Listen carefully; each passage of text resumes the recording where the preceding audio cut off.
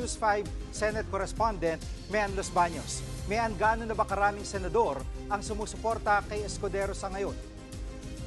Vicky, ayon kay Senate President Pro Tempore Jinggoy Estrada, mahigit 13 senador na ang nakapirma sa resolusyon na pinaiikot ngayon para muling suportahan ni Senate President Jesus Escudero at manatiling leader ng Senado pagbukas ng 20th Congress. At kaya sinasabi ni Senate President Pa ba si Senator Soto na maging Senate President?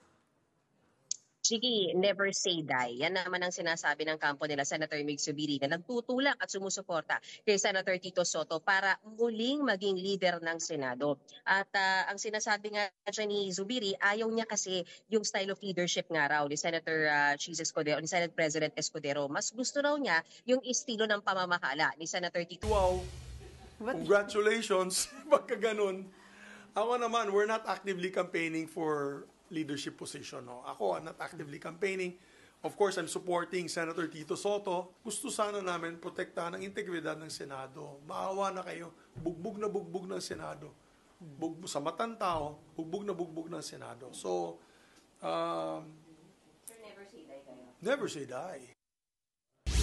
At Mian, At yung Jiggy ni Senator Jinggoy Estrada at Anya, sinabi niya na dapat pangalanan ni Senator Mig Zubiri sino yung sinasabi niya mga hindi kwalipikadong senador na nakatanggap ng committee chairmanship. And as far as they're concerned, lahat naman daw ng nabigyan ng chairmanship o nabigyan ng otoridad na mamuno sa mga committee ay meron naman o kwalipikado naman o may sapat